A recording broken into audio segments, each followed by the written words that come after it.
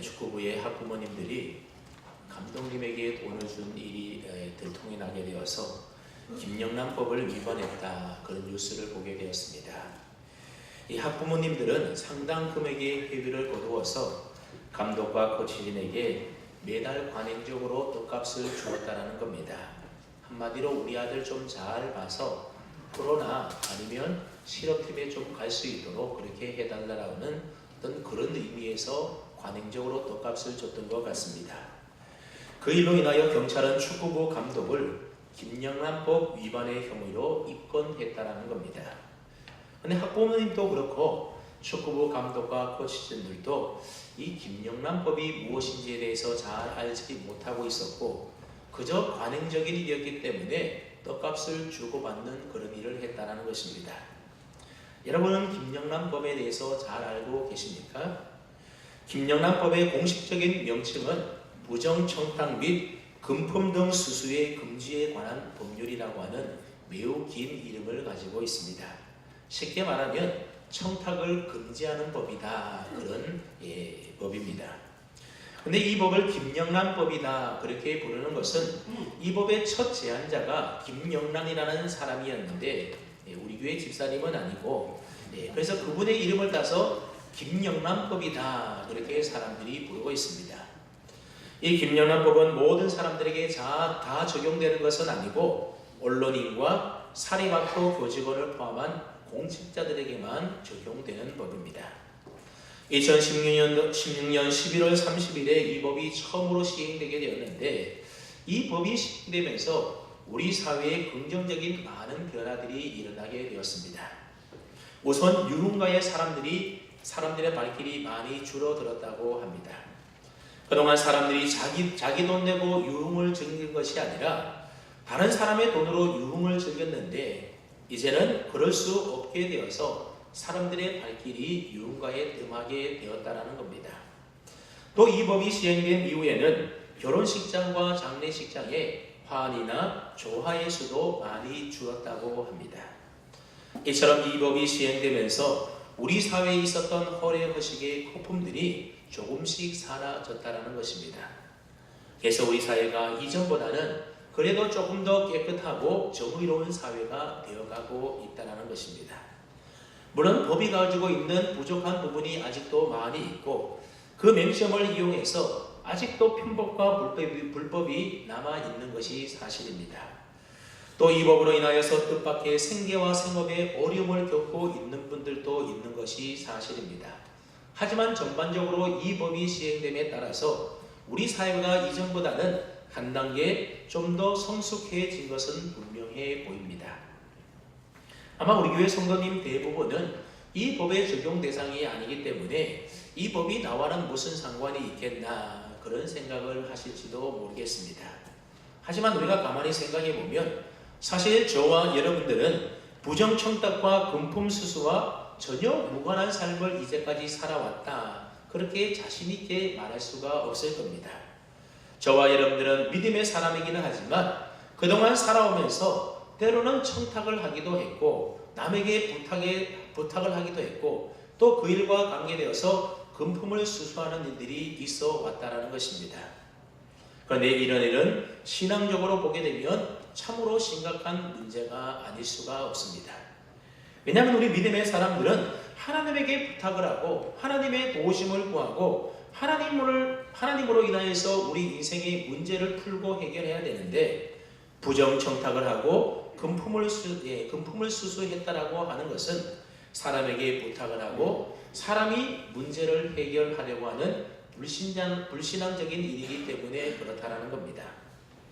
그럼에도 불구하고 사실 알게 모르게 우리는 별 문제의식을 느끼지 못한 채 그런 일들을 어쩌면 관행적인 일처럼 해온 부끄러운 모습이 오늘 우리들에게 있을 수 있다는 것입니다. 참 부끄러운 이야기지만 교회 대표자들인 목사님과 장로님들이 모이는 노회나 총회에 가보게 되면 어떤 임원을 선출한다든지 또는 사업을 진행해 나갈 때에 서로가 서로에게 부탁을 하는가 하면 또 사람의 이름을 적은 쪽지가 왔다 갔다 하기도 하고 심지어 금품을 주고받는 그런 일들이 공공연하게 이루어지고 있다는 것입니다. 요즘 교회에서 담임 목사를 청빙하거나 또는 신학대학에서 교수를 청빙할 때도 난리가 아니라고 합니다. 온갖 인맥을 다 동원해서 부탁을 하고 청탁을 하고 심지어 금품이 오고 가는 그런 경우도 있다라는 것입니다. 여러분, 우리가 살고 있는 이 세상은 점점 그와 같은 일들이 없어지고 사라지고 있는 반면에 아직도 교회 내에 우리 믿음의 사람들의 모습 속에 그와 같은 모습들이 있다라고 한다면 이런 모습으로 어떻게 우리 그리스도인들이 이 사회를 선도하고 이끌어갈 수가 있겠습니까? 다음 주일에 우리 교회에서 환경직분자 선거를 하는데 깨끗한 선거를 넘어서 아름다운 선거가 되기를 기대하고 또 그렇게 되리라 믿습니다. 그러니까 보다 더 깨끗하고 정의로운 세상을 이루어가고자 하는 이런 시대 정신의 흐름에 우리가 맞추어서 교회가 이 일에 앞장서서 선도함으로 세상에 선한 영향력을 끼치도록 우리가 노력하고 또 관심을 기울여야 된다는 것입니다. 왜냐하면 그러한 삶은 우리의 믿음과 무관한 삶이 아니라 아주 중요한 우리의 믿음의 모습 가운데 하나이기 때문에 그렇습니다. 말씀드린 대로 저와 여러분들이 살고 있는 이 세상은 이제 사람들에게 부탁하고 청탁하고 금품을 수수하는 것을 법으로 금지시키고 있습니다. 그러니 사람 의지하지 말고 사람 부탁하지 말고 그렇게 하지 말라라는 겁니다. 하지만 예수 믿는 저와 여러분들은 그 부탁의 대상을 이제는 바꾸어서 열심히 부탁하고 또 도와달라고 요청해야 됩니다. 누구에게 그렇게 하라는 것입니까? 바로 하나님에게 더 열심히 우리는 부탁해야 됩니다. 하나님께 부탁하는 것은 법을 어기는 것도 아니고 다른 사람들에게 피해를 주는 것도 아닙니다. 또 하나님에게 부탁을 하려면 어떤 금품을 가지고 하나님 앞에 드려야 되는 것도 아닙니다. 하나님은 우리가 부탁할 때에 우리의 부탁을 기뻐해 주십니다. 우리가 하나님께 부탁할 때에만 문제가 해결되고 또 모든 문제들이 해결될 수가 있는 것입니다. 그렇기 때문에 우리는 하나님께 더 열심히 부탁해야 하는 겁니다. 여러분, 오늘 본문 말씀을 한번 보십시오. 오늘 본문 말씀은 이스라엘 남유다 아사왕에 관한 이야기가 기록되어 있습니다. 이 아사왕이 유다나라를 다스리고 있을 때에 하나님이라고 하는 하나님의 선견자가 이 왕 앞에 나타나서 왕을 책망하는 겁니다. 그러자 왕이 화가 나서 그 선견자를 감옥에 가두었다. 그런 내용이 오늘 본문의 말씀입니다. 그렇다면 이 하나님의 선견자는 왕에게 도대체 어떤 말을 했기에 왕이 화가 나서 이 선견자를 옥에 가두었겠습니까? 그에 관한 내용이 오늘 본문 앞에 있는 1절로부터 6절 말씀에 잘 기록되어 있습니다. 솔로몬 왕 이후로 이스라엘 나라는 마치 우리나라처럼 남과 북으로 나누어지게 됩니다. 그때의 남유다 왕이 아사였고 북이스라엘 왕은 바하사라고 하는 왕이 나라를 다스리고 있었습니다. 그런데 북이스라엘 왕이었던 바하사가 이 남유다를 침공해서 라마라고 하는 도시를 빼앗아서 그 도시를 자기들의 요새로 만들어 버렸습니다. 그러자 남유다 아사왕은 자기들의 힘으로는 도저히 북이스라엘과 싸워서 이길 수 없을 것 같으니까 아람 나라 아람 왕 베나닷에게 사신을 보내어서 우리를 좀 도와달라 그렇게 요청을 하게 됩니다.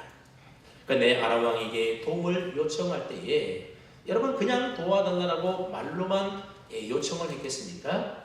그렇지가 않습니다.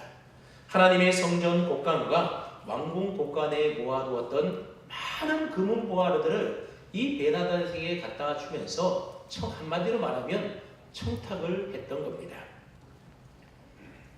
아람 왕은 아사 왕이 보낸 금은 보화를 바꿔서 북이스라엘과 맺었던 동맹관계를 끊고 북이스라엘을 공격하게 됩니다. 그러자 북이스라엘의 바하사 왕은 남유다로부터 빼앗았던 이 라마를 다시 돌려주고 그냥 돌아가 버렸습니다. 하나님의 선견자 하나님은 바로 이 일에 대해서 왕이 잘못됐다라고 왕을 책망하고 있는 것입니다. 근데 여러분 우리가 가만히 생각해 보면 아사왕이 크게 잘못한 것처럼 보이지 않습니다. 아사왕은 나라의 위기의 문제를 외교적인 방법으로 잘 풀고 해결하지 않았습니까? 그 덕분에 나라에 더 큰 전쟁이 일어나지 않게 되었고 빼앗겼던 도시 라마도 다시 되찾게 된 것입니다. 여러분 요즘에도 이런 방식으로 나라 간의 문제를 해결하지 않습니까? 얼마 전 베트남 하노이에서 있었던 북미 간의 정상회담도 이 나라의 문제를 외교적인 방법으로 해결하려고 했던 시도였습니다. 이처럼 국가 간에 무엇인가 어려움이 있고 또 위기 상황이 있을 때에는 다른 나라의 도움을 요청하게 되고 또 그 도움을 요청할 때는 마땅히 그냥 맨입으로 하는 것이 아니라 그 나라에 필요한 것들을 제공해 가면서 문제를 풀고 해결하는 것, 지금도 이런 외교적인 문제들이 많이 행해지고 있다는 것입니다. 그러니 아사왕이 책망받기보다는 오히려 잘했다라고 그렇게 칭찬받아야 마땅한 일이라고 하는 겁니다. 그렇다면 여러분, 도대체 아사왕이 무엇을 잘못했기에 이 하나님의 선견자 하나니가 왕을 책망했던 것이겠습니까? 그것은 아사왕이 다른 나라의 왕이 아니라 바로 하나님의 선민인 유다의 왕이었기 때문에 그렇습니다. 세상에 많은 나라와 여러 민족이 있지만 이스라엘 나라는 좀 특별한 나라였다라는 겁니다. 하나님께서 세상 모든 나라와 모든 민족들에게 하나님을 믿는 사람들의 모습을 보여주기를 기대하면서 택한 나라, 그 나라가 바로 이스라엘이고 남유다였다라는 것입니다. 그러니까 문제가 있을 때에 아람 왕을 의지하면서 그 문제를 풀지 말고 하나님을 의지하면서 하나님을 통하여 문제를 해결하고자 하는 그러한 모습을 아사왕이 보여주기를 하나님은 원하셨고 하나님은 기대하셨다라는 것입니다. 오늘 본문 7절에도 보면 선견자가 책망하는 내용이 바로 그런 내용인데 우리 한번 7절 말씀을 뜻을 잘 생각하며 다시 읽어봅니다. 7절입니다. 시작.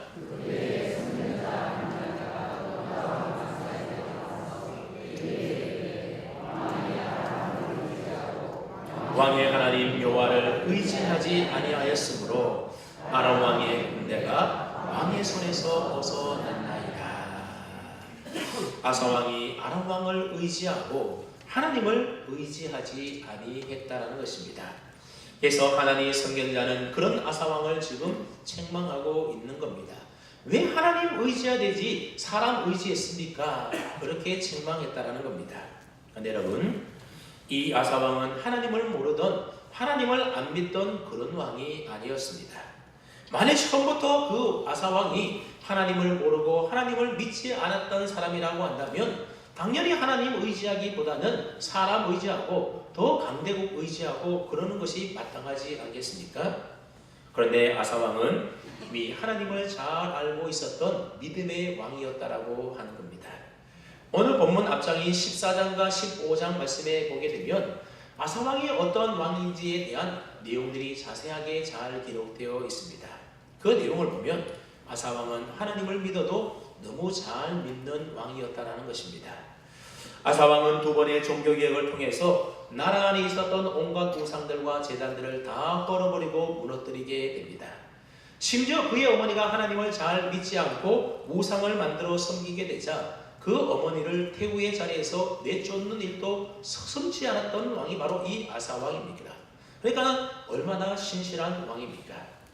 그런가 하면 구스왕 세라가 100만의 군대와 병거 300대를 거느리고 유다를 쳐들어왔을 때에 도무지 이길 수 없는 이 전쟁을 아사 왕이 어떻게 승리하는가 하면 한번 여러분 앞에 있는 역대하 14장 11절 말씀을 한번 보십시오. 한 두 장 정도 앞에 넘겨버리면 역대하 14장 11절 말씀이 있는데 한번 보십시오. 아사가 그의 하나님 여호와께 부르짖어 이르되, 아사가 누구에게 기도했다라는 겁니까? 하나님께 부르짖어 기도했다라는 겁니다. 뭐라고 부르짖어 기도했는가 하면 여호와여, 힘이 강한 자와 약한 자 사이에는 주밖에 도와줄 이가 없사오니 주님밖에 도와줄 사람이 없다라는 겁니다. 우리 하나님 여호와여, 우리를 도우소서. 우리가 주를 의지하며 주의 이름을 의탁하옵고 이 많은 무리를 치러 왔나이다. 여호와여, 주는 우리 하나님이시오며 원하건대 사람이 주를 이기지 못하게 하옵소서. 그렇게 하나님께 부르짖어 기도했다라는 겁니다. 우리 힘으로는 도저히 이 큰 군대 이길 수 없으니 그래서 하나님을 의지하고 하나님의 도우심을 구하오니 하나님께서 도와주셔서 이기게 해달라고 하나님께 부르짖으며 기도하며 하나님께 의탁하고 있다라는 겁니다. 여러분, 누가 이 기도했다라는 겁니까? 아사왕이 하나님께 부르짖어 이 기도했다라는 겁니다. 그렇게 하나님 붙들고 의지하고 도와달라고 기도했더니 어떻게 되었다라고 말합니까? 그 다음에 있는 12절 말씀을 보게 되면 여호와께서 구스 사람들을 아사와 유다 사람들 앞에서 치시니 구스 사람들이 도망하는지라. 그리고 그 다음에 보면 구스 도망치던 구스 사람이 한 사람도 남김없이 다 진멸되었다는 것입니다. 그러니 보십시오. 아사왕은 하나님을 얼마나 잘 믿던 그런 왕입니까? 근데 그런 아사왕이 오늘 본문의 상황에서는 하나님을 의지하지 않고 오히려 하나님보다도 아람왕을 의지하고 그런 문제를 풀었다라고 하는 것입니다. 왜 그렇습니까? 왜 그렇게 되었던 겁니까? 세월이 지나다 보니 자신도 모르는 사이에 그렇게 되었다라는 것입니다. 아사왕이 의도적으로 결심하고 이제부터 나는 하나님을 안 믿는다. 그동안 믿었더니 실망뿐이었다.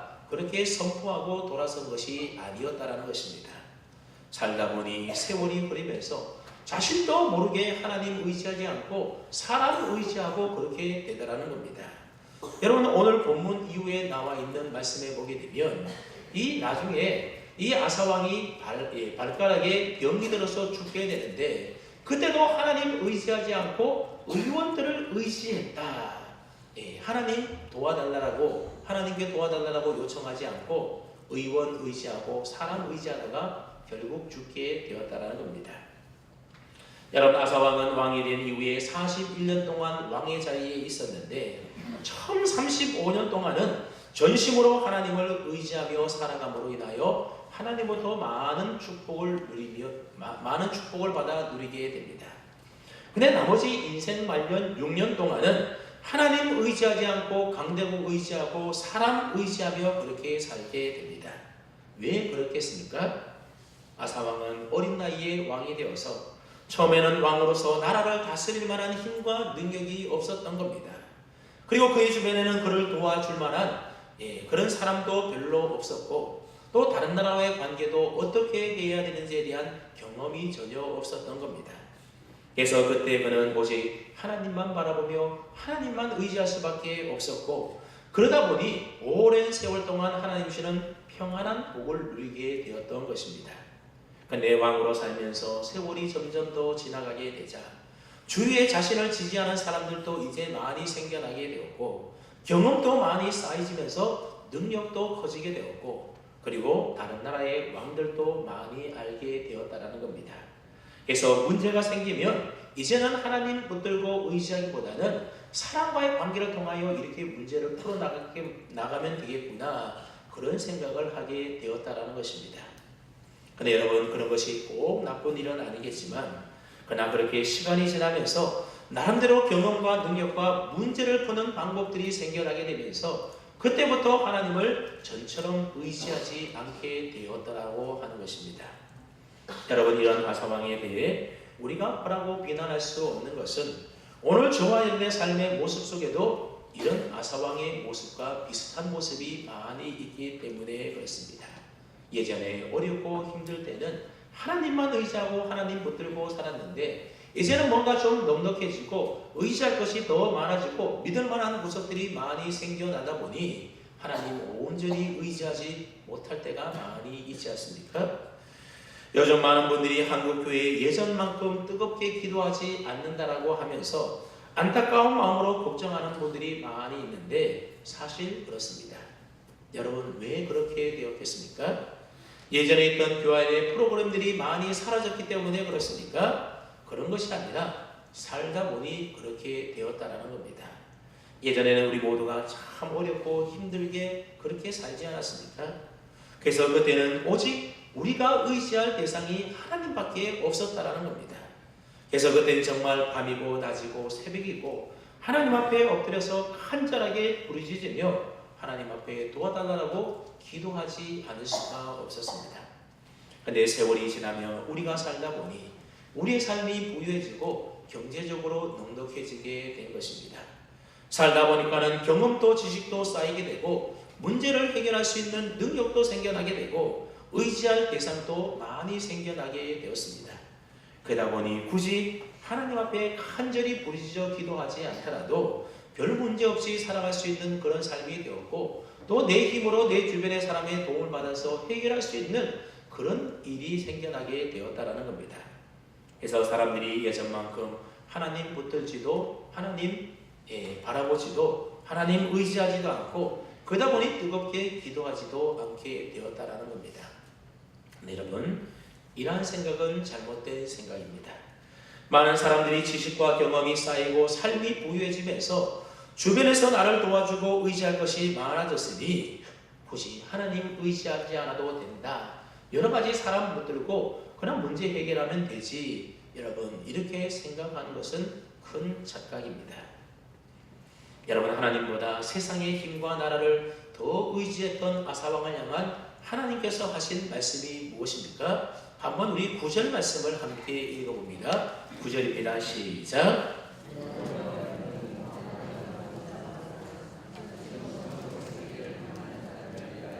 능력을 베푸시나니 이 일은 왕이 망령되이 행하였은즉 이후부터는 왕에게 전쟁이 있으리라. 아멘.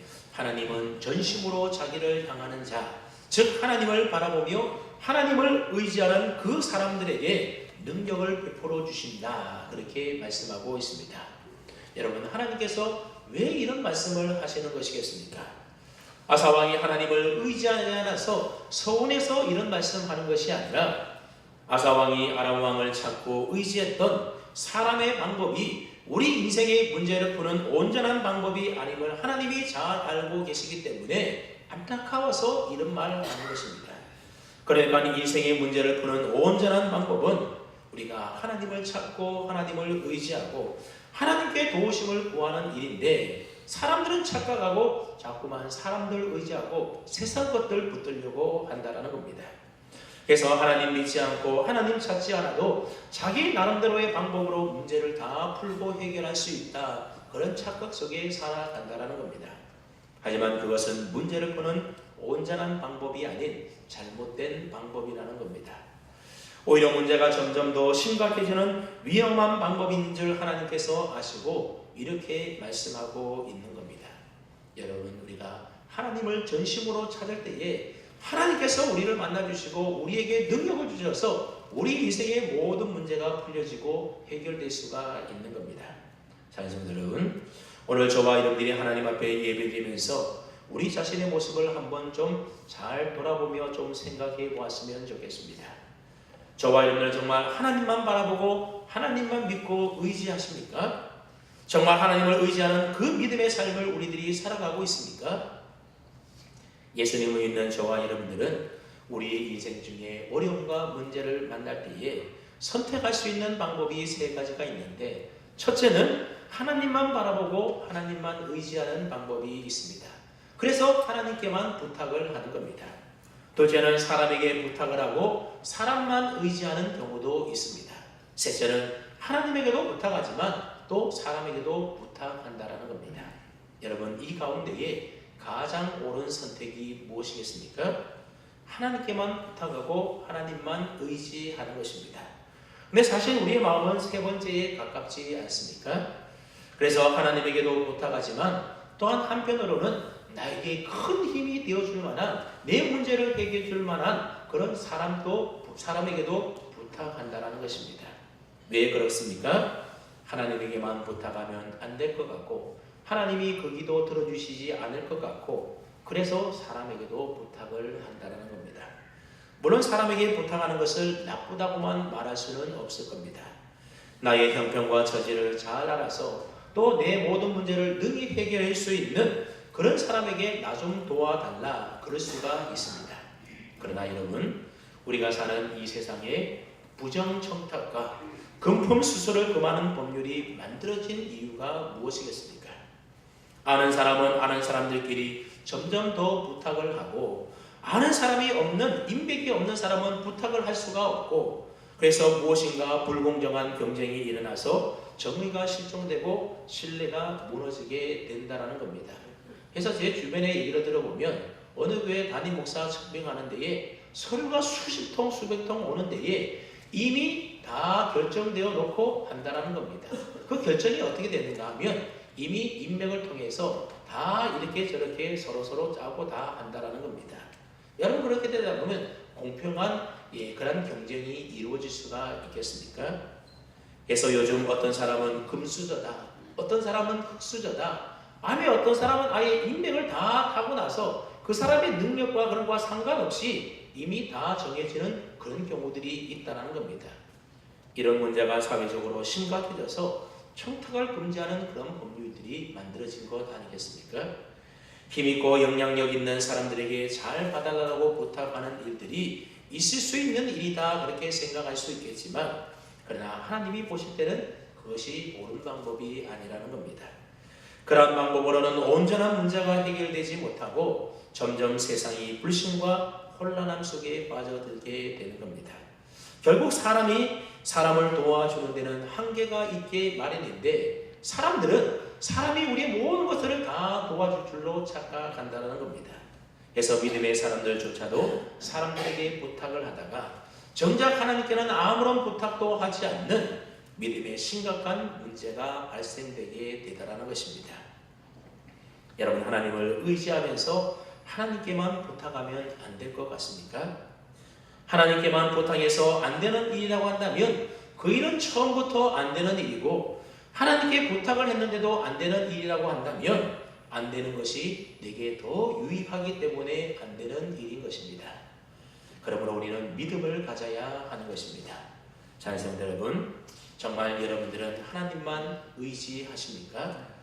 저는 설교를 준비하면서 그동안 예수 믿는 우리 믿음의 사람들이 정말 하나님만 바라보고 하나님만 의지했다라고 한다면, 그래서 하나님께만 부탁하는 그런 삶을 우리들이 살아갔다라고 한다면 지금 우리가 살고 있는 이 세상에 김영란법과 같은 그런 법이 만들어지지 않아도 될 수 있지 않았을까 그런 생각을 해보았습니다.